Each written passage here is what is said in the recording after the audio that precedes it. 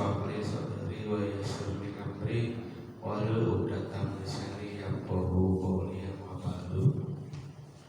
Alhamdulillah,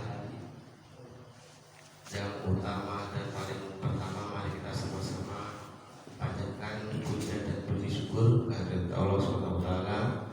Bahwasanya pada pagi hari ini kita masih diberikan kesempatan, diberikan nikmat iman dan Islam, nikmat kesehatan dan panjang umur, sehingga kita mempunyai waktu untuk bersama-sama hadir dalam Masjid Al-Madinah untuk mengikuti kegiatan kajian pada sholat subuh. Dan alhamdulillah telah kita laksanakan bersama-sama kewajiban kita sholat subuh berjamaah.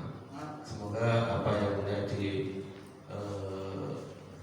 apa yang kita lakukan di pagi hari ini mendapatkan rahmat dan ridhonya dari Allah SWT. Salawat dan salam semoga tercurah kepada baginda Nabi besar Muhammad SAW beserta keluarga dan sahabatnya dan seluruh umatnya.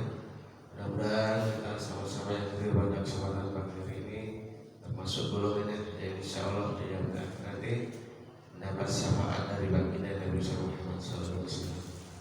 Bapak-bapak yang dirahmati Allah SWT, pagi hari ini di minggu ketiga di bulan Mei, alhamdulillah sesuai jadwal kajian akan diisi oleh guru kami Ustaz Priyatno. Alhamdulillah beliau sudah bersama kita. Mari kita dengarkan, mari kita simak, dan mari kita catat bersama apa yang akan beliau sampaikan. Mudah-mudahan kajian di pagi hari ini tentunya mendapatkan rahmat, ridho dan manfaat buat kita semua. Untuk mencegah waktu, mari kita buka kajian pada pagi hari ini dengan membaca lafaz basmalah bersama-sama.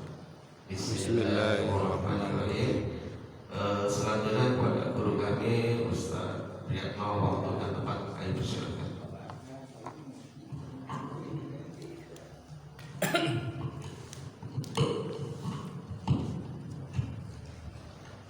Bismillahirrahmanirrahim.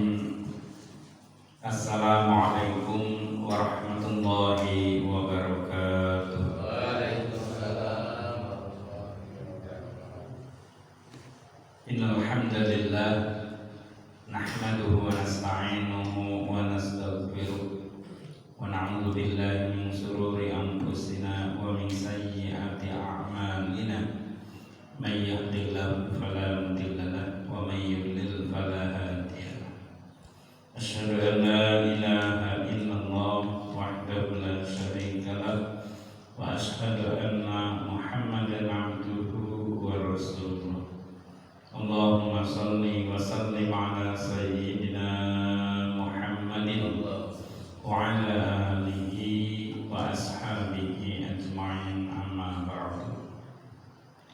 Puji dan syukur mari kita panjatkan kehadirat Allah Subhanahu wa taala atas keberlimpahan rahmat, hidayah dan juga nikmat-nikmat yang lainnya, nikmat sehat, ya, nikmat iman, nikmat Islam, sehingga dengan nikmat itu kita dapat melaksanakan berbagai kewajiban yang akan mendatangkan kebaikan untuk kita semua.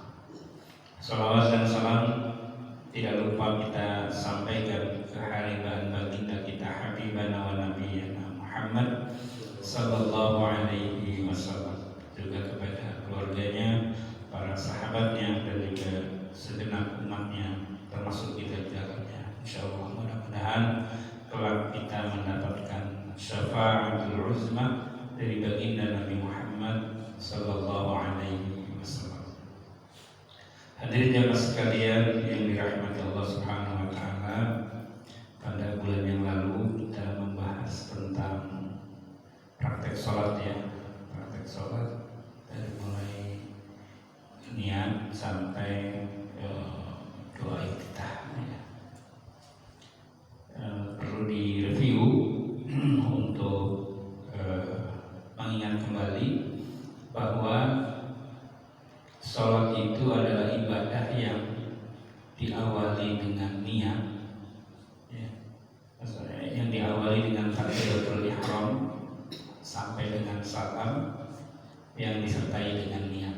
Jadi diawali dengan niat, kemudian takbiratul ihram. Kemarin kita bahas bahwa pertama niat itu bagian dari rukun sholat, maka tidak boleh dilupakan. Ya. Jadi diawali dengan baik niat itu dilakukan atau diucapkan, dizaharkan maupun di dalam hati. Ya. Niat memang cukup dilakukan atau dibaca di dalam hati, tetapi menurut mazhab Imam Syafi'i bahwa niat yang dizaharkan itu hukumnya sunnah, gitu. Tapi baca niatnya wajib, tapi kalau mau dizaharkan itu sunnah. Tapi kalau mau dibaca di dalam hati itu sudah mencukupi syarat bahwa niat itu sah. Nah, niatnya wajib. Kemudian yang kedua, takbiratul ihram. Takbiratul ihram itu artinya takbir yang diucapkan untuk memulai diharamkannya segala ucapan dan perbuatan yang bukan bagian dari ibadah sholat. Makanya disebut takbiratul ihram. Takbir yang diharamkannya ucapan maupun perbuatan selain dari bacaan dan atau ucapan dan gerakan-gerakan sholat. Itu hukumnya wajib karena dia bagian dari rukun. Ya, ucapan takbirnya Allahu Akbar. Nah, itu hukumnya wajib. Tapi gerakannya hukumnya sunnah. Jadi walaupun misalnya kita nggak mengangkat tangan, nggak apa-apa, itu sunnah. Yang wajib itu bacaannya. Nah, ketika kita mengucapkan takbir, kebanyakan dari kita kadang-kadang salah mengucapkan. Ya, salah mengucapkan. Harusnya dibaca itu A, tapi dibacanya O. Kebanyakan kita mengucapkannya Allahu Akbar. Nah, ini yang harus diingatkan. Harusnya dibaca A, karena kan hurufnya huruf alif, ya kan? Alif fathah A. Ini bukan alif fathah O, bukan. Nah, jadi biasanya kan kalau mengucapkan Allahu Akbar. Ini yang harus diluruskan. Ini kesalahan-kesalahan yang umum sering terjadi. Harusnya dibacanya A, Allahu Akbar. Nah, jadi bukan Allah tapi A, Allahu Akbar. Nah, kemudian mengangkat tangannya itu hukumnya sunnah, tapi bacaan Allahu Akbarnya hukumnya karena dia rukun. Nah, mengangkat tangannya itu ada dua riwayat. Ada yang mengatakan alaman kibaihi, sejajar dengan dada. Dengan apa? Ya, dengan dada. Allah sampai sini. Gitu. Nah, mengangkat begini. Kemudian yang kedua sejajar dengan telinga. Allah. Nah, jadi boleh begini, boleh. Nah, ketika kita mengangkat tangan begini, ini sebenarnya simbol dari ketundukan dan kepasrahan seseorang kepada Pencipta, kepada Allah Subhanahu wa Ta'ala. Biasanya ini juga digunakan dalam seharian, dalam permainan ataupun dalam hal yang sebenarnya, misalnya terjadi peperangan. Kemudian yang sebelah satu pihak kalah, misalnya kalau ada yang sembunyi, kemudian tentaranya ada yang ketangkep, misalnya angkat tangan. Nah, ketika kita mengucapkan angkat tangan itu nyerah.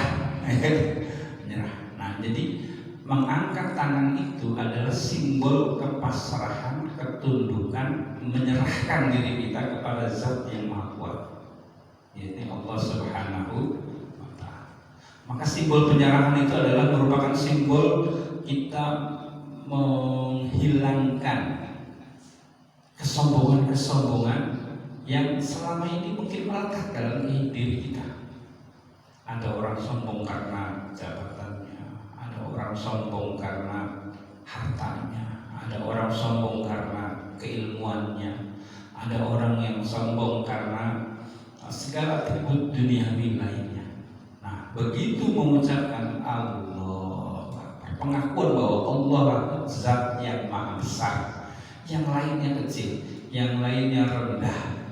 Nah, maka ketika mengangkat tangan itu simbol kepasrahan, simbol menyerahkan diri merendahkan diri di hadapan Zat yang Maha Besar, yakni Allah Subhanahu wa Ta'ala. Nah, ini makna dari takbiratul ihram dan mengangkat kedua tangan. Kemudian setelah itu membaca doa iftitah. Yang kemarin sudah kita bahas ya, doa iftitah itu dalam riwayat ada 7 bacaan atau 7 versi bacaan ya, yang kemarin kita sampaikan 2 saja ya, Allahumma ba'id, dan yang kedua Allahu akbar kabiro ya. Nah, membaca doa iftitah itu hukumnya sunnah. Nah, jadi kadang-kadang kalau kita jadi makmum, apalagi sholat tarawih biasanya cepat tuh ya, kita nggak sempat membaca doa iftitah, nggak apa-apa ya, karena itu hukumnya sunnah. Tapi kalau misalnya sempat dibaca itu lebih bagus. Termasuk juga prakteknya ketika kita misalnya datang ke masjid, sudah azan berkumandang, tinggal berapa menit lagi, 2 atau 3 menit misalnya, kita belum sholat sunnah. Maka ketika kita sholat sunnah, karena waktunya mepet, maka kita harus tahu tuh mana yang rukun dan mana yang sunnah, supaya kita bisa melaksanakan sholat sunnah. Apalagi sholat sunnah qobliyah subuh, di mana sholat qobliyah subuh itu adalah khairu minad dunya wa ma fiha, lebih baik dari dunia dan seisinya. Nah, maka ketika kita melaksanakan sholat sunnah qobliyah subuh misalnya, doa kita sunnah, dilewat langsung baca Al-Fatihah saja misalnya, boleh, silakan. Karena itu sunnah. Nah, tapi kalau misalnya waktunya leluasa, tentu lebih afdol dibaca, gitu ya. Nah, doa iftitah. Setelah membaca doa iftitah, baru membaca suratul Fatihah. Ya, suratul Fatihah ini hukumnya wajib karena dia bagian dari rukun. Ya. Nah, termasuk juga ada kesalahan-kesalahan umum dari masyarakat ketika membaca suratul Fatihah. Misalnya yang pertama, huruf al itu tidak ada tidak dipantulkan ya, tidak qalqalah. Kadang-kadang kesalahan umum, apalagi misalnya jadi imam ya, yang menjadi imam, kata al itu tidak boleh dipantulkan, tidak boleh dikolkolahkan. Misalnya alham, nah itu salah ya, karena al itu bukan huruf kolkolah. Nah, ini kesalahan umum di bacaan-bacaan yang sering ditemui ya. Jangan alham, nah itu salah. Jadi harusnya alham, nah itu alham. Nah, jangan alham. Nah, kalau alham, nah itu berarti ada qalqalah. Gitu. Alham. Nah, ha juga ya, banyak juga keumuman orang salah ya. Ha itu bersih ya, ha dari tenggorokan, huruf khalq. Ya, kadang-kadang ada yang bacanya alham. Ada juga yang dibacanya alhamdu, nah, gitu. Nah, ini kesalahan umum ya. Tentu kita harapannya bisa lebih fasih ya, karena itu rukun ya. Jadi bukan alhamdu, bukan juga alhamdu.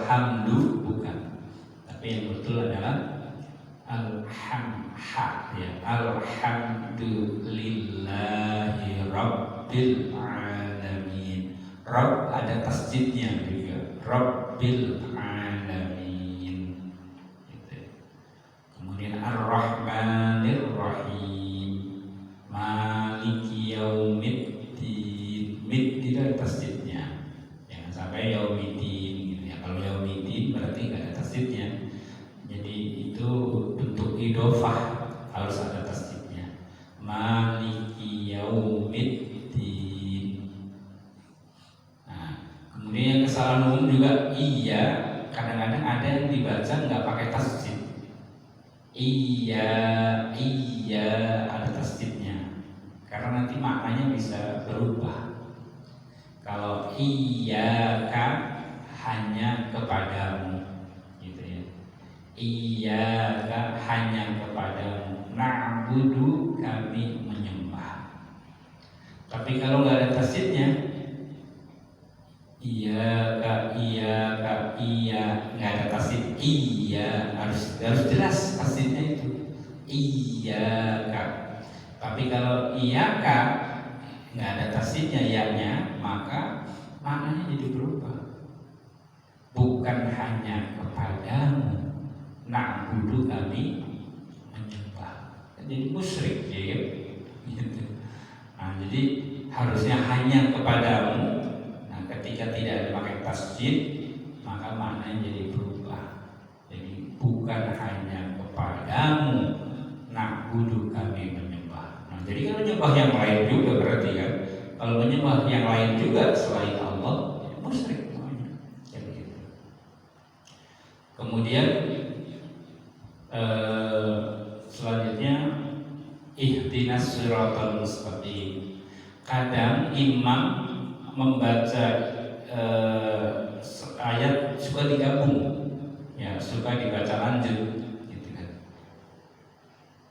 Nah, ketika dibaca lanjut, iyyaka na'budu wa iyyaka nasta'inu ihdinas siratal mustaqim.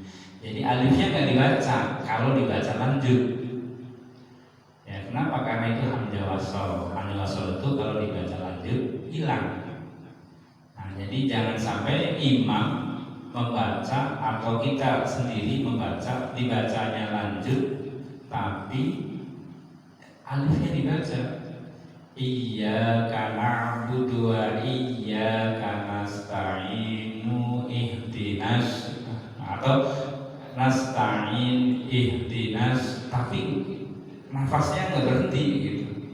Nah, itu juga kesalahan umum. Ya, jadi kalau dibaca lanjut nasta'inu ihdinas, nah gitu ya. Nunnya hidup, alifnya hamzah yang di depannya jadi hilang. Ya, nasta'inu ihdinas siratal mustaqim. Nah, itu kesalahan umum juga. Kemudian siratal ladzina an'amta 'alaihim ghairil mal itu juga sama, harus ditahan, tidak qalqalah. Karena ghair itu bukan huruf qal. Ya, bukan huruf qalqalah.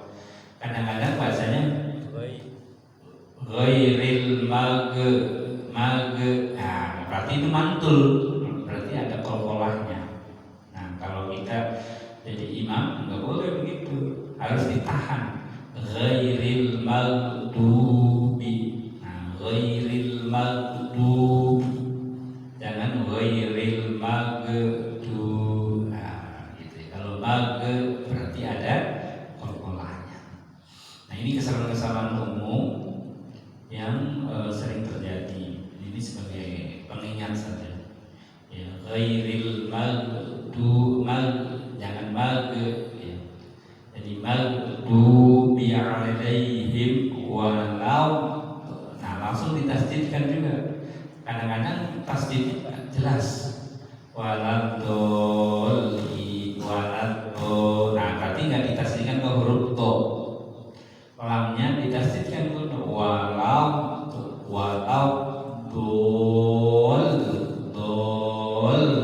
dolin.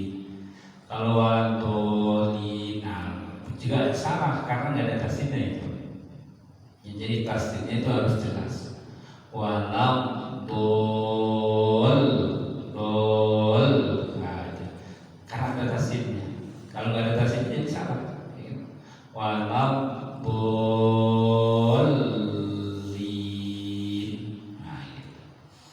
Nah ini salah satu upaya untuk bacaan fasih surat Al-Fatihah. Karena surat Al-Fatihah itu rukun sholat, sehingga harus benar mengucapkan.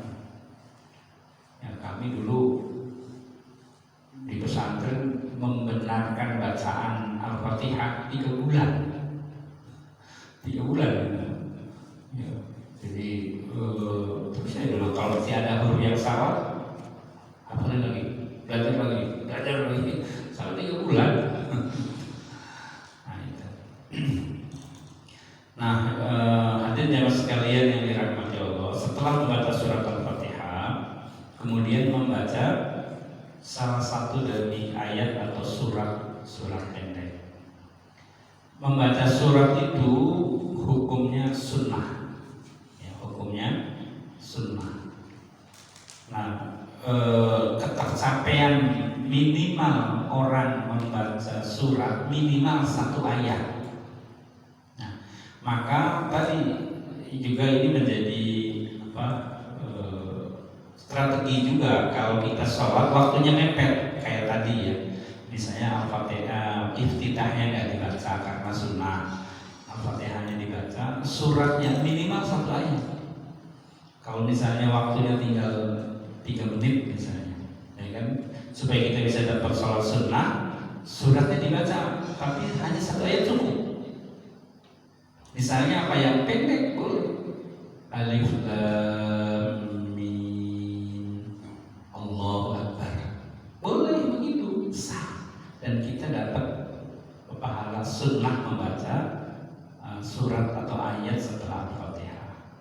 Supaya apa? Kalau kita bacanya panjang nanti harusnya sudah koma, jamaah yang lain nunggu karena kita belum selesai sholat sunnah. Yasin Allahu Akbar boleh, sah hukumnya.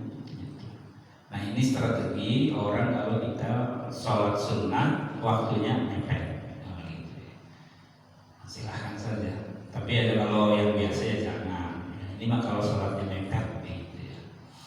Nah kemudian setelah itu ruku. Ya. Sebelum ruku kemudian kita membaca takbir lagi kan. Allahu Akbar. Kalau takbir yang pertama tadi itu disebut takbiratul ihram, maka takbir yang selanjutnya disebut takbiratul intiqal. Nah, apa itu takbiratul intiqal? Artinya takbir yang berfungsi menjadi jeda antara satu gerakan ke gerakan berikutnya. Intiqal itu artinya berpindah. Jadi pindah dari satu gerakan ke gerakan berikutnya, dari sedekah ke ruku. Nah, jadi dari sini saja kita kelihatan mana yang harus dilakukan dan mana yang boleh tidak dilakukan. Bukan nggak boleh, boleh tidak dilakukan. Pertama niat rukun, yang kedua ucapan takbirnya rukun, ya. Tapi gerakan mengangkat tangan itu sunnah. Baik di sini boleh. Kemudian sedekah. Nah, sedekah ini juga ada beberapa versi, ya kan? Ada yang versi baina sadri wa rukbah, antara dada dengan pusat.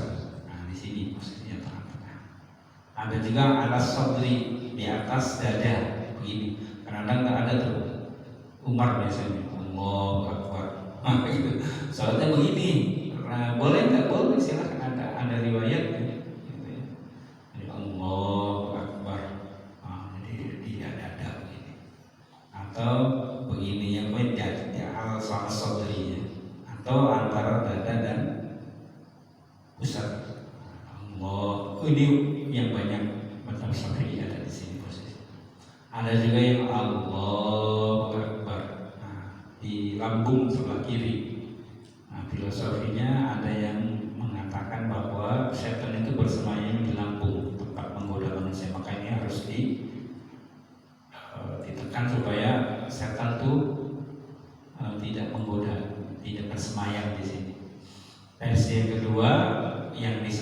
sebelah kiri itu dulu di zaman perang orang kalau sholat itu sambil megang senjata. Nah, senjatanya kan pedang. Posisinya sebelah kiri itu. Kan makanya ada orang yang sholat Allahu Akbar, megang sebelah kiri sini. Nah itu sambil megang pedang. Gitu. Jadi ketika perang kalau misalnya ada musuh menyerang, dia langsung menarik pedangnya, ya, menahan serangan atau menebas musuh. Gitu kan. Setelah itu masukin lagi, lanjutin sholatnya, begitu. Nah ini versi yang selanjutnya sehingga kemudian dianggap bahwa itu salah satu yang gerakan sholat itu seperti itu. Jadi boleh silakan, boleh di atas dada, boleh antara dada dengan pusar yang di sini atau di sebelah kiri. Nah itu semua ada riwayatnya dan boleh kita memilih salah satunya. Nah hadirin jamaah sekalian yang dirahmati oleh Allah, kemudian selanjutnya takbir intiqal, takbir yang berfungsi untuk menjadi jeda gerakan dari satu gerakan ke gerakan berikutnya. Ketika kita mau berpindah ke gerakan berikutnya, maka kita mengucapkan takbir intiqal. Nah, takbir intiqal itu hukumnya sunnah. Ya, jadi takbir berikutnya itu hukumnya sunnah. Kalau kita nggak takbir, ya nggak apa-apa. Ya, tapi kan dalam takbir kan sebentar, sebaiknya dibaca. Nah, jadi setelah membaca surat salah satu ayat misalnya, kemudian kita mau ruku. Nah, ketika kita mau ruku, takbir lagi, itu namanya takbir intiqal. Allahu Akbar. Nah, hadirin jamaah sekalian, ketika kita ruku, maka posisi yang betul adalah tangan, telapak tangan ini memegang lutut. Ya. Riwayat yang sahihnya begitu. Ya, maaf ini. Jadi posisi telapak tangan memegang lutut. Jadi saya lihat ada orang kalau sholat tangannya bukan memegang lutut, tapi memegang tulang kering. Ya, di sini di bawah gitu, di bawah lutut. Itu saya nggak tahu riwayatnya. Yang ada riwayatnya itu adalah memegang lutut. Ya, Bapak boleh browsing gerakan ruku yang benar. Nah, jadi ketika Allahu Akbar, telapak tangannya memegang lutut. Kemudian kaki ini harus lurus. Jadi jangan bengkok. Kadang-kadang juga begini, ada juga yang begini. Ini nggak betul, ya, nggak sesuai sunnah, gitu ya. Jadi yang betul kakinya lurus, tangan memegang. Telapak tangan di lutut, bukan di bawah lutut, gitu ya. Nah, kemudian posisi badan sampai kepala tuh lurus, nah, gitu ya, lurus, sesuai ya sebatas kemampuan. Ketercapaian rukun ruku itu minimal tangan memegang lutut. Ya. Walaupun misalnya nggak lurus nggak apa-apa, itu sah. Tapi yang sunnahnya badan lurus, kepala juga lurus. Jadi nggak menongak ke atas, nggak nunduk ke bawah juga. Jadi misalnya bukan begini, bukan juga begini. Ya, tapi mata ke sajadah, lurus begitu ya. Nah, gerakannya begitu. Gerakan rukunya wajib. Ya, gerakan rukunya wajib. Jadi kalau dan setelah ruku ditambah dengan tumakninah. Tumakninah itu apa? Diam sejenak. Jadi kalau misalnya rukunya belum sempurna, kemudian dia tidak sami'allahu liman hamidah, maka tumakninah yang nggak ada, sholatnya jadi nggak sah. Karena tumakninah rukun. Gerakan rukunya rukun, diam sebentarnya rukun. Tumakninah itu diam sejenak, diam sebentar. Nah, ketika kita ini nanti di sebelah sini kerasa nih, di belakang lutut nih kerasa. Kalau yang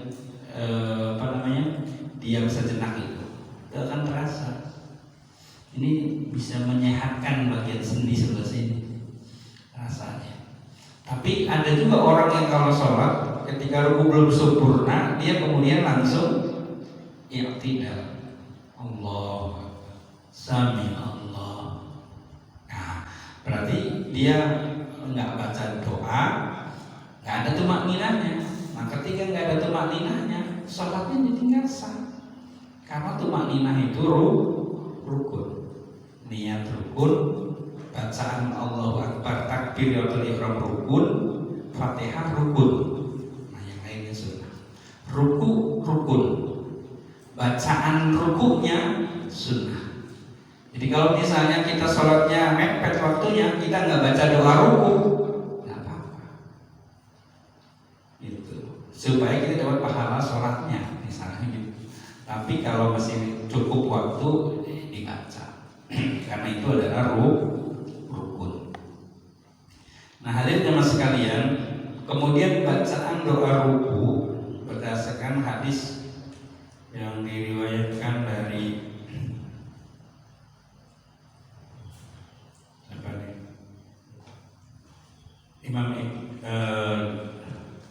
Imam Daud ya, Abu Daud. Nah, bacaannya adalah Subhana Rabbiyal Azimi wa bihamdihi atau wa bihamdihi boleh ya.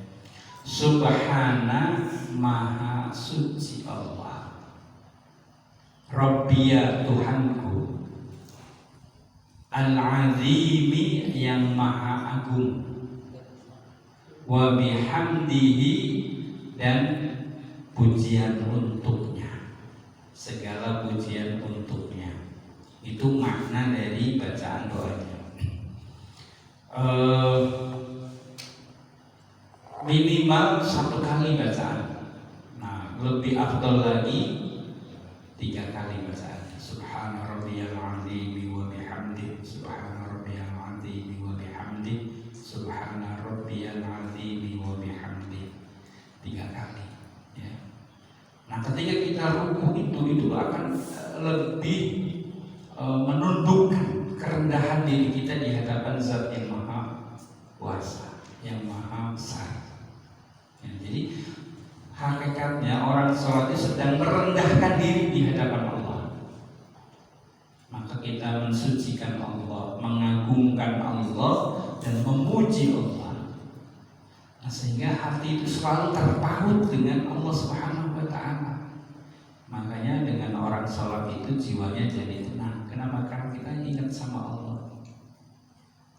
Maka dalam Al-Quran dikatakan ala bi dzikrillahi tatmainnul qulub. Ingatlah hanya dengan mengingat Allah, jiwa ini akan menjadi tenang.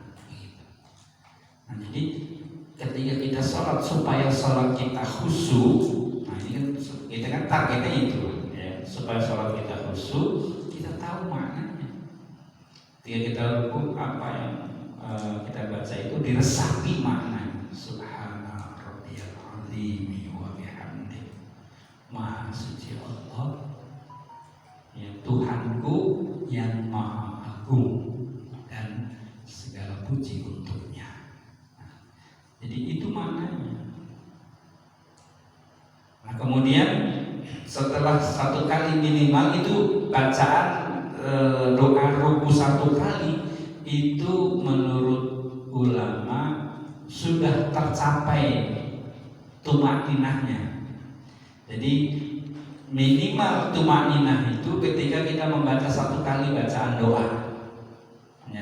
Jadi ketika ruku kemudian kita baca Subhana rabbiyal azim wa bihamdi, maka itu sudah dikatakan tumakninah. Atau kalau misalnya nggak sempat, ya nggak baca doa itu tapi diam sejenak, itu juga boleh. Ya, ini berkaitan dengan yang wajibnya ya. Nah, kemudian setelah ruku kemudian i'tidal. I'tidal itu artinya tegak lurus. Nah, tegak lurus. Sami'allahu liman hamidah. Sami'a maha mendengar, Allahu Allah. Hu sami'allahu ya sami'allahu maha mendengar Allah. Liman kepada orang, hamidahu yang memujinya. Itu makna dari sami'allahu liman hamidah. Ya, Allah maha mendengar kepada orang yang memujinya. Nah, bacaan itu juga sunnah. Jadi kalau kita nggak sami'allahu, nggak baca sami'allahu liman hamidah, nggak apa-apa juga, karena itu hukumnya sunnah. Tapi tentu sempurnanya kita baca sami'allahu liman hamidah. Nah, ketika kita i'tidal harus lurus, jangan sampai berdiri tegak belum lurus sudah ruku. Karena setelah lurus i'tidal itu ada kewajiban tumakninah lagi. Jadi tumakninah itu dilakukan setiap setelah gerakan. Jadi ruku tumakninah. Nah, tumakninah itu tercapai minimal 1 kali bacaan doa ruku. Subhana rabbiyal azim wa bihamdi. Ya, jadi ketika kita ruku, Allahu akbar, subhana rabbiyal azim wa bihamdi.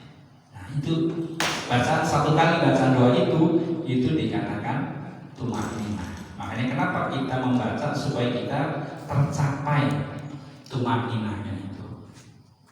Nah, kemudian setelah ruku kita yang tidak sami'allahu liman hamidah. Nah, ini harus tumakninah juga. Nah, tumakninahnya gimana? Minimal tegak, ya kan? Tegak lurus begitu. Pandangan tetap ke sajadah. Ya. Jadi pandangan jangan ke depan begitu. Ya, kadang-kadang ke depan atau yang di depannya pakai kaos. Saya ada bacaannya, Jakmania. Wah, membuat kita jadi nggak khusyuk jadinya kan. Nah, itu. Jadi bacanya tetap mata memandang ke sajadah. Nah, ketika sami'allahu liman hamidah itu minimal harus tegak begini, diam sebentar. Nah, gitu ya. Nah, kalau mau baca doa tidaknya lebih bagus. Kalaupun tidak, misalnya sami'allahu liman hamidah, Rabbana lakal hamd. Minimal sampai situ. Rabbana Tuhan kami, laka bagimu alhamdu segala pujian. Jadi sholat itu bacaannya lebih banyak mengingatkan kita kepada Allah. Makanya aqimis sholata lidzikri, tegakkanlah sholat untuk mengingatku, supaya kita selalu ingat sama Allah. Jadi ketika kita tidak dikatakan kita tercapai tumakninahnya ketika kita sudah bisa ketika kita membaca Rabbana lakal hamd. Minimal sampai situ. Rabbana Tuhan kami, laka kepadamu, bagimu, laka bagimu alhamdu segala pujian. Rabbana lakal hamd, Tuhan kami, Engkau hanya kepadamu lah kami memuji, atau hanya untukmu lah kami memuji. Kira-kira begitu ya, itu maknanya. Jadi minimal begitu. Nah, jangan sampai tidak belum sempurna sudah sujud. Nah, makanya kalau sholat tarawih jangan sampai begitu. Misalnya dari ruku sami'allahu nggak baca Rabbana, berdiri juga belum tegak sudah sujud. Sami'allahu Allah. Nah, gitu kan. Nah, berarti dia nggak sempurna i'tidalnya. I'tidal harus ditambah dengan tumakninah. Tumakninah artinya diam sejenak. Nah, minimal tadi tercapai tumakninah dengan membaca Rabbana lakal hamdu. Nah, gimana? Kalau nggak sah karena nggak ada tumakninahnya. Tumakninah itu rukun. Jadi setiap gerakan harus ada tumakninah. Tumakninah itu rukun. Makanya harus diam sejenak. Walaupun nggak baca nggak apa-apa. Karena itu bacaannya sunnah, tapi tumakninahnya rukun. Makanya diam sejejaknya itu rukun. Nah, kemudian kalau baca sempurnanya Rabbana lakal hamdu. wahai Tuhan kami, maka hanya bagimu atau bagimu, untukmu alhamdulillah segala pujian, milkus samawati, ya kan? Sepenuh pujian itu sepenuh langit, milkus samawati wa milkul ardi, dan juga sepenuh bumi. Artinya apa? Seluruh langit dengan penghuninya memuji Allah. Bayangkan, seluruh bumi, sepenuh bumi dan yang ada di atas muka bumi memuji Allah. Rabbana lakal hamdu milkus samawati wa milkul ardi wa milku ma syi'ta wa milku, dan sepenuh ma apa-apa syi'ta yang kamu kehendaki, min syai'in dari sesuatu ba'dahu setelahnya. Nah itu maknanya ya, Rabbana lakal hamdu milkus samawati wa milkul ardi wa milku ma syi'ta min syai'in ba'dahu. Nah ini bacaan doa menurut riwayat Imam Muslim. Jadi itu ada riwayatnya, ada hadisnya, gitu ya, berkaitan dengan bacaan doanya. Nah setelah i'tidal tegak berdiri, kemudian diam sejenak, ketercapaiannya minimal membaca Rabbana lakal hamd, minimal sampai situ. Syukur sempurna sampai terakhir, sampai milkus samawati wal ardi wa milku ma syi'ta min syai'in ba'd. Setelah itu kemudian takbir intikal lagi. Nah takbirnya sunnah ya. Gak baca Allahu Akbar sah gak? Sah, karena takbir yang berikutnya itu sunnah, takbir intikal ya. Jadi setelah berdiri yang tidak, kemudian sujud, Allahu Akbar, sujud. Nah ketika sujud, posisi yang benar menurut riwayat ada dua versi memang. Ada yang mengatakan sujud itu lutut terlebih dahulu.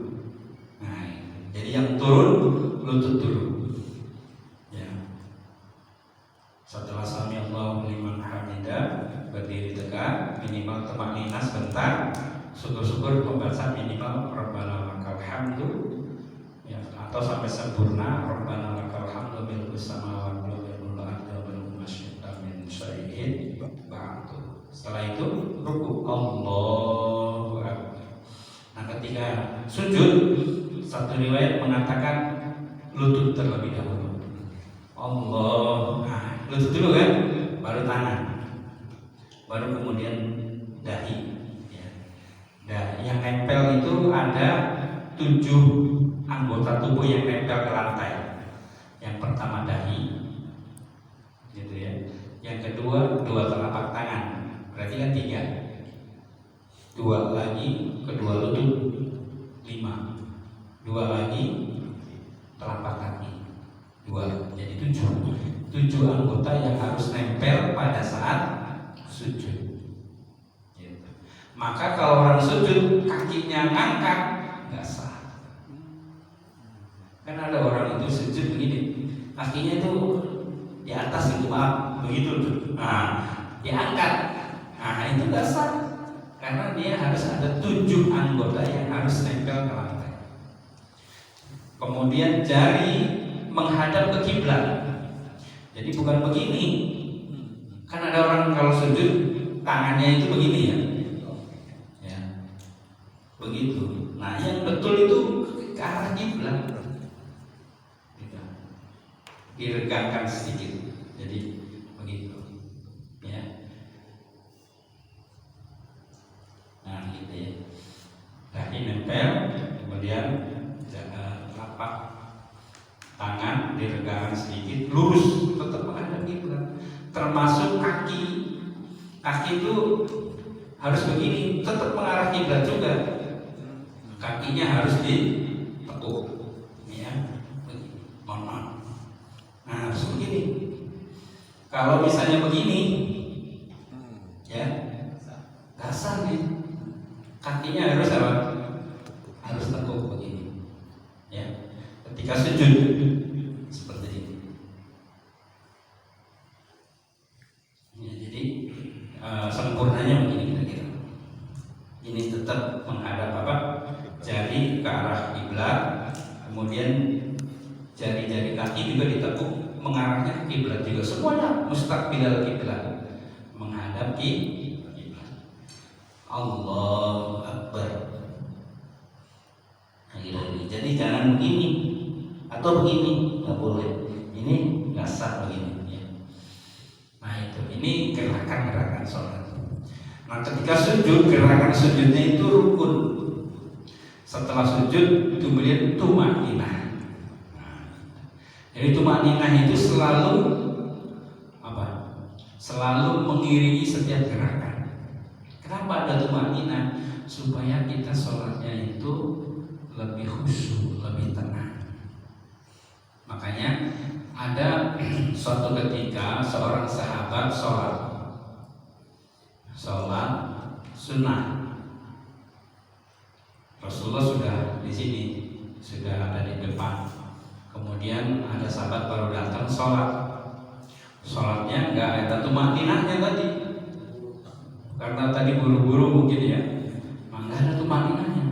Ruku belum tumaninah sudah berdiri lagi. Berdiri tinggal belum sempurna sudah sujud.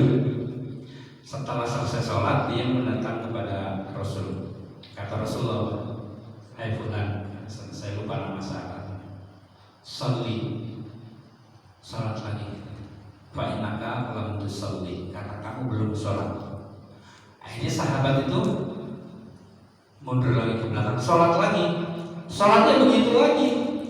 Datang lagi ke Rasulullah, sama kata Rasulullah apa? Sholli fa innaka lam tusalli. Sholat lagi. Kamu tuh belum sholat. Sampai 3 kali begitu. Akhirnya sahabat nanya, ya Rasulullah, saya sudah 3 kali sholat, engkau mengatakan belum sholat. Nah, maka kata Rasulullah, ketika sholat farka, rukuklah, gitu. Watmain, kemudian tumakninah. Ruku dan tumakninah. Ya, hatta raki'ah, sehingga dia rukunya itu benar-benar ruku. Jadi harus tumakninah itu wajib. Jadi orang yang tumakninahnya nggak ada, maka sholatnya jadi nggak sah. Nah jadi termasuk sujud, sama sujud juga tumakninah diam sudah sejenak. Minimal kata ulama dikatakan tercapai tumakninahnya itu membaca doa sujud.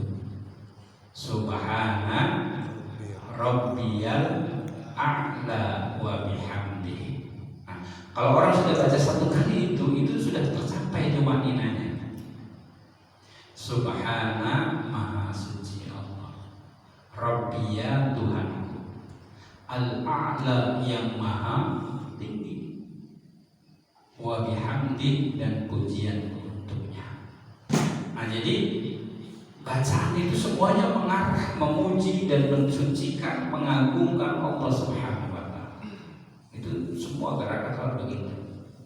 Nah ketika baca doa itu minimal 1 kali, Subhana rabbiyal a'la wa bihamdi, maka tumaninahnya sudah tercapai. Lebih afdal 3 kali.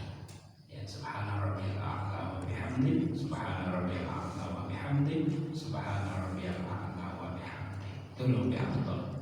Setelah itu kemudian duduk di antara 2 sujud.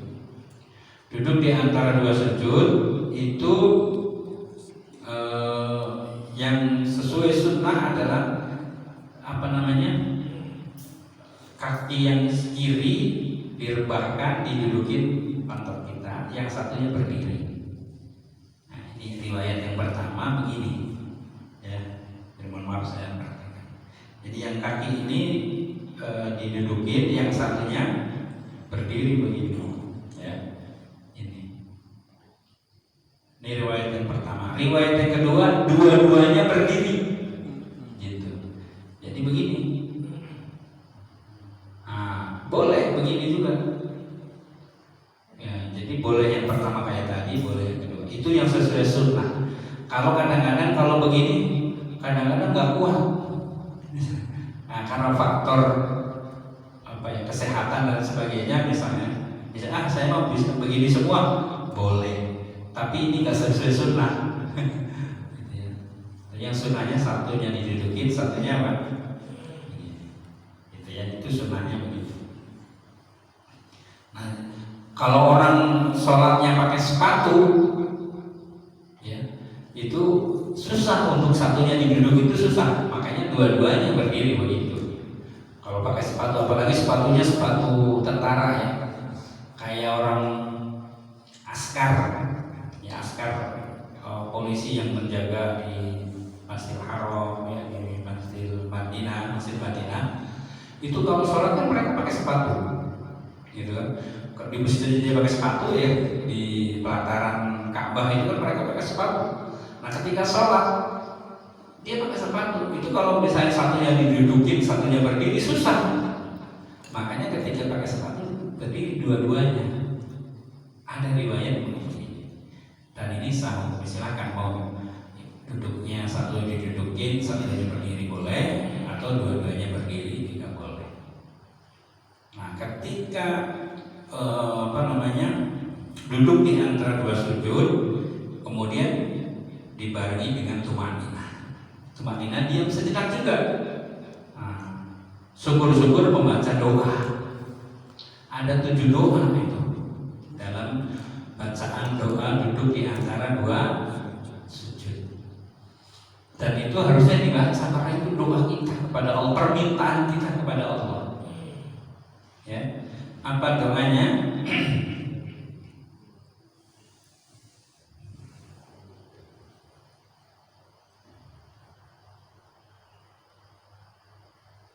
Ya, duduk di antara dua sujud, Rabbi firli, ya Allah ampunilah. Ya Rabbi Tuhanku, ikfirli, ampunilah aku. Pertama kita minta apa? Ampunan sama Allah, Rabbi firli. Kemudian warhamni, sayangilah aku. Jadi kita minta agar Allah menyayangi kita. Kalau Allah sudah sayang, biasanya gimana? Gimana sih kalau orang sayang? Biasanya kalau orang sudah disayang oleh yang lain, minta apa juga dikasih kan begitu. Itu maknanya. Gitu ya. Kita pertama minta ampun. Kalau sudah minta ampun, kita udah bersih. Kalau udah bersih, Allah itu sayang. Ya karena Allah itu maha suci, Allah itu maha baik, dan Allah gak senang dengan yang tidak baik. Allah senangnya dengan yang baik-baik. Innallaha thayyibun la yuqbalu illa thayyiban. Allahu thayyibun, Allah itu maha baik. La yuqbalu, tidak menerima, tidak mau illa thayyiban, kecuali yang baik-baik. Makanya setelah kita sudah bersih hati kita karena diampuni sama Allah dosa kita, kemudian warhamni, ya Allah sayangilah aku. Gitu. Kemudian setelah itu apa? Wajburni. Apa maknanya wajburni? Wajburni artinya perbaikilah aku, atau cukupkanlah aku.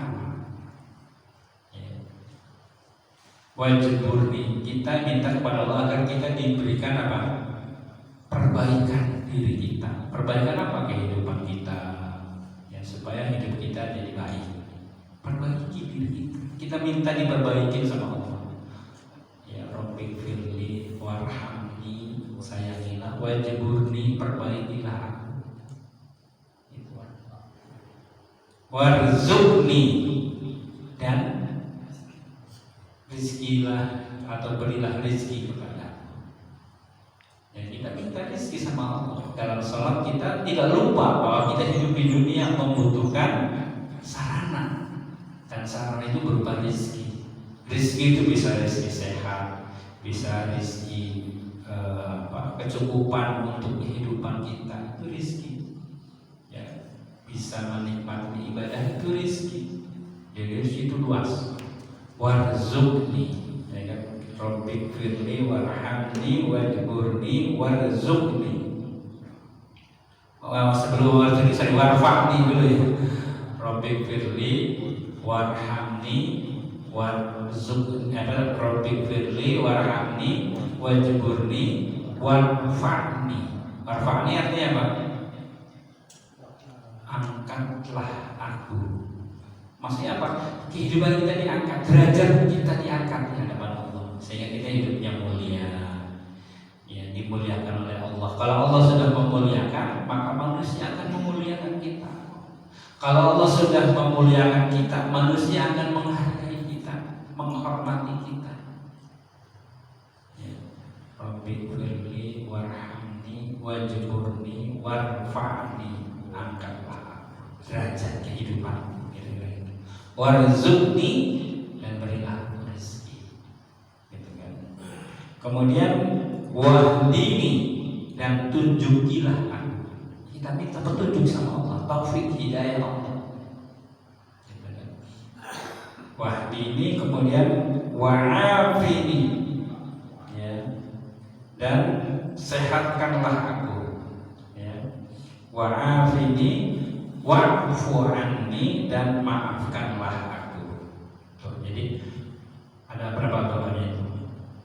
Rabbi firli warhamni wajburni warfa'ni warzuqni wahdini wa'afini wa'fu anni. 8, bayangkan 8 permintaan untuk kehidupan kita, ya, kepada Allah Subhanahu wa ta'ala. Maka doa di antara dua sujud itu doa yang luar biasa.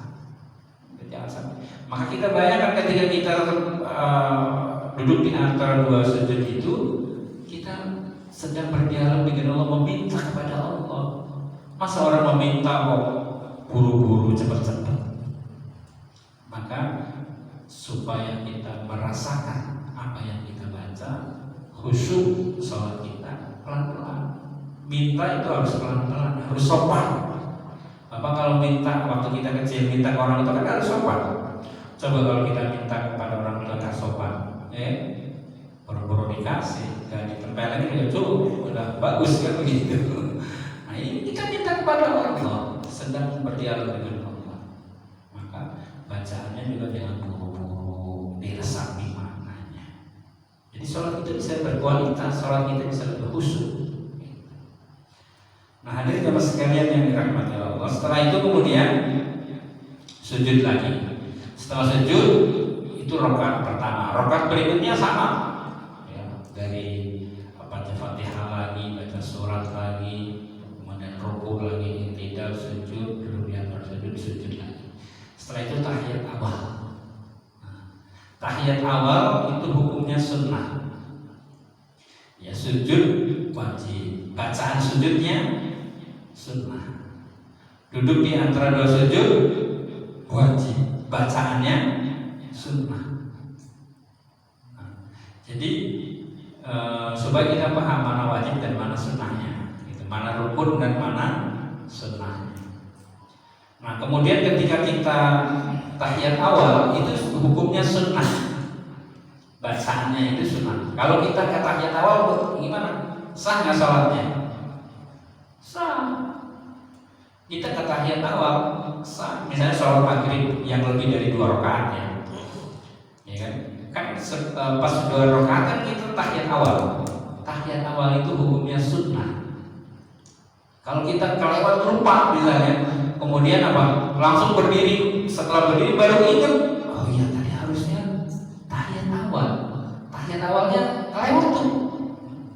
Nah, kita lanjutin, tetap hukumnya sah. Karena itu sunnah, gitu. Tetapi menurut mazhab Syafi'iyah, sunnah bacaan tahiyat awal itu disebutnya sunnah ab'ad. Ada 2 sunnah ab'ad itu, yaitu duduk tahiyat awal, yang kedua qunut. Itu menurut mazhab Syafi'i. Itu namanya sunnah ab'ad. Apa itu sunnah ab'ad? Yaitu sunnah yang kalau kita lewati, ya, kita tinggalkan, itu dianjurkan untuk sujud sahwi. Maka kalau kita lupa tahiyat awal, ya, semua mazhab sama, tahiyat awal itu hukumnya sunnah. Kalau dia lewati, maka dianjurkan untuk sujud sahwi. Kalau kunut itu Imam Syafi'i, ya. Kalau terlewat juga, maka dianjurkan sujud sahwi. Ya, kalau imam yang lain kunut tidak termasuk, ya, maka ada yang nggak kunutnya nggak apa-apa, itu kan sunnah. Kalaupun tidak dilakukan, ini memang menurut mazhab Syafi'i, kunut adalah sunnah. Jadi dua kalau mazhab Syafi'i, tahiyat awal dan kunut. Dua sunnah ini kalau ditinggalkan maka dianjurkan sujud sahwi. Begitu, ya. Nah, tahiyat awal bacaannya adalah at-tahiyatul mubarakatus sholawatut thayyibatul. Assalamu alayka warahmatullahi. Assalamu alayka ayyuhan nabiyyu wa rahmatullahi wa barakatuh. Assalamu alayna wa ala ibadillahi sholihin. Ashhadu an la ilaha illallah wa ashhadu anna muhammadar Muhammadan abduhu wa rasuluh. Allahumma sholli ala sayyidina Muhammad. Nah, sampai situ. Itu bacaan doa tahiyat. At-tahiyatul mubarakatus sholawatut thayyibatul. Assalamu alayka ayyuhan nabiyyu wa rahmatullahi wa barakatuh. Assalamu alayna wa ala ibadillahi sholihin. Asyhadu an la ilaha illallah wa asyhadu anna Muhammadan abduhu wa rasuluh. Allahumma sholli ala sayyidina Muhammad. Boleh ada sayyidina, boleh nggak ada, silakan. Allahumma sholli ala Muhammad, boleh. Nah, hadirin sekalian, bacaan tahiyat ini adalah dialog Rasulullah dengan Allah Subhanahu wa taala. Jadi ketika Rasulullah Mi'raj, ya, Isra dan Mi'raj, ketika Mi'raj dari Masjid Al-Aqsa ke Sidratul Muntaha, melewati 7 langit, lapis langit. Setelah lapis yang ke-7, kemudian malaikat Jibril ngomong, yang selalu mendampingi perjalanan Isra dan Mi'raj ke Rasulullah. Malaikat Jibril ngomong kepada baginda Rasulullah, wahai Rasulullah, saya hanya bisa sampai menghantarkan dan mendampingi Anda sampai sini, sampai langit ke-7. Saya nggak bisa nembus lagi. Silakan Anda yang bisa nembus ke sana, ke Sidratul Muntaha. Nah, jadi ketika Rasulullah ke Sidratul Muntaha itu gak didampingi malaikat Jibril, hanya berdua Rasulullah dengan Allah Subhanahu wa taala. Nah, ketika Rasulullah bertatap wajah dengan Allah Subhanahu wa taala, tidak ada makhluk yang diberikan kesempatan bertatap wajah dengan Allah kecuali baginda Rasulullah. Dulu pernah ada Nabi Musa pengen melihat Allah, ingin bertatap wajah dengan Allah. Kata Allah, kamu gak akan sanggup. Tapi saya mau ya Rasulullah, ya Allah, gitu, kira begitu ya. Akhirnya dia minta, ingin bisa menatap wajahku. Kalau kamu ingin melihatku, kamu naik ke Bukit Tursina, naik ke Bukit Tursina. Kemudian setelah naik ke Bukit Tursina, maka angkatlah wajahmu. Ketika dia mengangkat wajahnya, Nabi Musa, kemudian cahaya terang sekali. Bahkan terang itu lebih terang dari sinar matahari, sehingga Nabi Musa belum sempat melihat wajah Allah, dia pingsan. Nah, jadi Nabi Musa pengen melihat wajah Allah, tidak bisa. Hanya baginda Rasulullah pada saat Mi'raj dia yang bisa menatap wajah. Tapi ketika naik ke Sidratul Muntaha menemui Allah Subhanahu wa taala, Rasulullah dalam kondisi menunduk. Makanya apa yang diucapkan oleh Rasulullah, at-tahiyatul mubarakatus sholawatut thayyibatul. Itu ucapan Rasulullah. At-tahiyat, segala penghormatan, al-mubarakah, dan segala keberkahan, as-sholawat, segala sholawat keselamatan, at-tahiyatul mubarakatus sholawat thayyibah, dan segala kebaikan lillah, hanya milikmu ya Allah. Itu makna dari at-tahiyatul mubarakatus shalawatut thayyibah lillah, hanya milikmu ya Allah. Jadi gak ada yang lain yang wajib dihormati, yang wajib diagungkan, yang wajib bahwa dia adalah maha memiliki keberkahannya dan keselamatannya. Itu hanya milik Allah. Yang bisa memberikan keselamatan hanya Allah, yang bisa memberikan kebaikan hanya Allah, yang memberikan keberkahan hanya Allah. Gitu. Nah inilah ucapan Rasulullah itu, at-tahiyatul mubarakatus shalawatut thayyibah. Nah setelah itu, setelah Rasulullah menghadap kepada Allah SWT dalam keadaan menunduk dengan penuh penghayatan, penuh dengan penghormatan, pengagungan dan juga pengakuan terhadap keberkahan Allah dan maha baiknya Allah, kemudian Allah mengucapkan salam. Assalamu alayka ayyuhan nabi. Assalamu alayka, keselamatan untukmu wahai Nabi Muhammad SAW. Assalamu alayka ayyuhan nabi, disalamin sama Allah.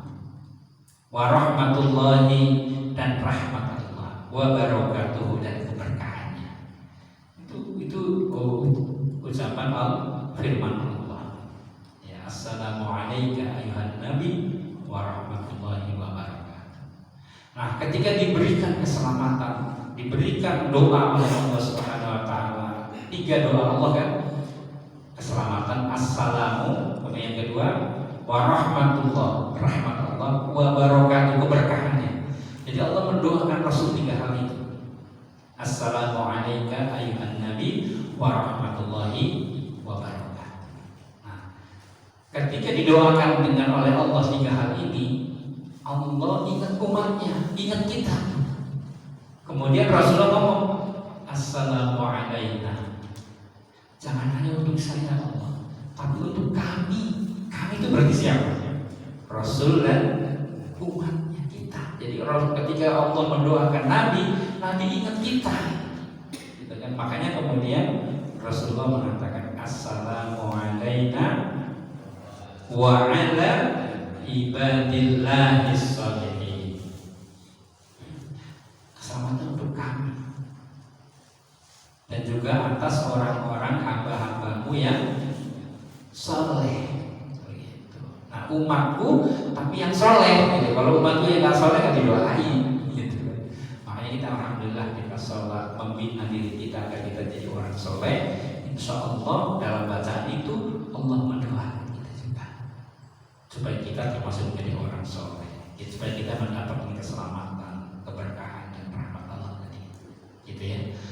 Assalamu alayna wa ala ibadillahis sholihin, dan atas hamba Allah yang saleh. Kemudian pengakuan terhadap tauhid. Nah, pengakuan terhadap tauhid. Asyhadu an la ilaha illallah. Nah, hadirin jemaah sekalian, ketika membaca ini, posisi kita menurut sebagian terutama mazhab Syafi'i ya, ketika tahiyat akhir atau tahiyat awal itu posisi tangannya satu memegang paha, satu lagi menggenggam seperti ini. Gitu. At-tahiyatul mubarakatus shalawatut thayyibatu lillah. Assalamu alayka ayyuhan nabi wa rahmatullahi wa barakatuh. Assalamu alayna wa ala ibadillahis sholihin. Asyhadu an la ilaha illallah. Nah, ketika illallah jarinya baru begini. Nah, jadi mengacungkan jari itu ketika asyhadu an la ilaha illallah. Ini versi pertama. Versi yang kedua ketika asyhadu an la, mulai menunjukkan telunjuknya. Ada juga yang dari awal. Ketika tahiyat, bacaan tahiyat, at-tahiyatul langsung begini. Ya, at-tahiyatul mubarakatus shalawatut thayyibah dan digerak-gerakkan. Kenapa digerak-gerakkan? Itu untuk memberikan penekanan terhadap bacaan yang kita baca. At-tahiyatul mubarakatus shalawatut thayyibatul lillah. Bagi yang menggerak-gerakkan, silahkan mau pakai yang mana. Ini masalah ibadah itu kan biasanya masalah kebiasaan kita waktu kecil ya diajarkan. Nah, boleh silahkan. Jadi digerak-gerakkan, bukan begini kenceng gitu, tapi pelan-pelan. At-tahiyatul mubarakatus shalawatut thayyibatul lillah. Gitu. Nah, silahkan mau gerak-gerak boleh, ada riwayat. Gitu ya. Nah, kalau mazhab Syafi'iyah itu posisinya apa? Menggenggam pada saat asyhadu an la ilaha illallah. Illallah itu baru menunjuk itu tanda tauhid pada Allah, mengesahkan Allah. Asyhadu, aku bersaksi, an la ilaha, tiada Tuhan illallah kecuali Allah, wa asyhadu anna Muhammadar Rasulullah, dan bahwa saya bersaksi bahwasanya Muhammad adalah utusan Allah. Gitu ya. Kemudian baca sholawat. Nah, sholawat kalau tahiyat awal sampai Allahumma sholli ala Muhammad sampai situ, atau Allahumma sholli ala Sayyidina Muhammad. Nah, kalau tahiyat akhir sholawatnya lanjut sampai sholawat selesai, sholawat Ibrahimiyah. Ya. Allahumma sholli ala Sayyidina Muhammad wa ala ali Sayyidina kama shallaita ala sayyidina Ibrahim wa ala ali sayyidina Ibrahim wa barik ala sayyidina Muhammad wa ala ali sayyidina Muhammad kama barakta ala sayyidina Ibrahim wa ala ali sayyidina Ibrahim fil alamin innaka Hamidum Majid. Sampai situ selesai. Nah, setelah selesai membaca sholawat, ini rukun nih, ya, harus dibaca. Kalau nggak dibaca sholawat nggak sah. Tahiyat, kemudian sholawat. Setelah sholawat, kemudian salam. Ya, kalau mau baca doa lagi boleh. Ada doa supaya kita dijauhkan dari fitnah dajjal. Ya. Gimana tuh doanya? Nggak ingat kan? Allahumma inni a'udzubika min adzabil qabr wa adzabil nar wa min adzabi jahannam wa min fitnatil mahya wal mamat wa min fitnatil masyi'id dajjal. Itu boleh ya, kita minta sama Allah agar kita diberikan, dijauhkan dari fitnah siksa kubur, ya. Kemudian siksa neraka jahanam, dan kita diselamatkan dari fitnah dajjal. Nah, itu boleh, itu sunnah. Nah, setelah baca doa itu baru kemudian salam. Salam yang pertama itu rukun, salam yang keduanya sunnah. Jadi kalau pas salam pertama kita kuat nahan ketut bisa ya. Assalamualaikum warahmatullahi wabarakatuh. Langsung ketut, udah selesai, nggak usah salam kedua karena kita udah selesai sholatnya. Jadi yang menoleh ke kanan hukumnya rukun, salam yang kedua ke kiri hukumnya sunnah.